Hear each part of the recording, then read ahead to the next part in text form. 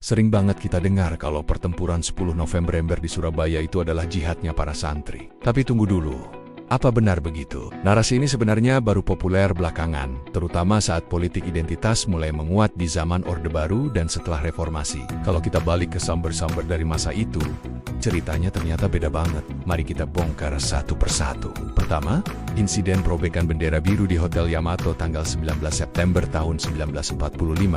Siapa pelakunya? Bukan kelompok santri, tapi pemuda-pemuda Surabaya dari berbagai latar belakang. Ada bekas tentara peta dan heiho, ada pelajar, ada juga rakyat biasa.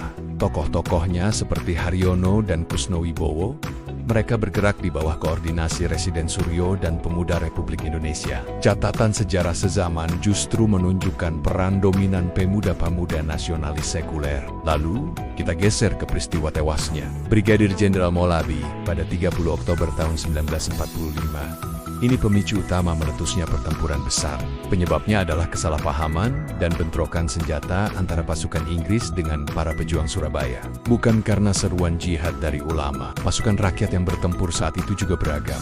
Ada mantan tentara peta, ada polisi istimewa, dan laskar-laskar rakyat yang sebagian besar bukan santri.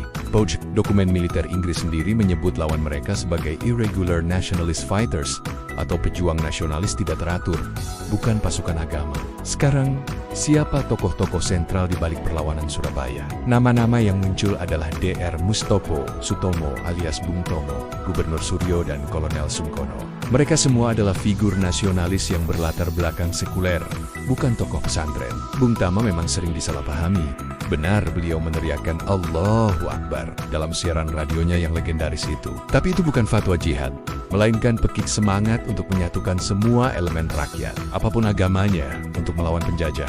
Itu adalah pekik kemerdekaan, bukan pekik perang agama. Kita juga bisa lihat dari kacamata musuh. Arsip-arsip militer Inggris dan Belanda tidak pernah sekalipun menyebut adanya pasukan santri yang terorganisir. Mereka justru menggambarkan perlawanan rakyat Surabaya sebagai unbelievable and fanatical resistance. Perlawanan yang luar biasa nekat dan fanatik. Mereka heran melihat rakyat biasa, bahkan anak-anak muda tanpa pelatihan militer, berani maju melawan tank dan pesawat tempur hanya dengan bambu runcing dan senjata seadanya. Kegigihan inilah yang membuat mereka kewalahan, bukan karena menghadapi pasukan agama tertentu.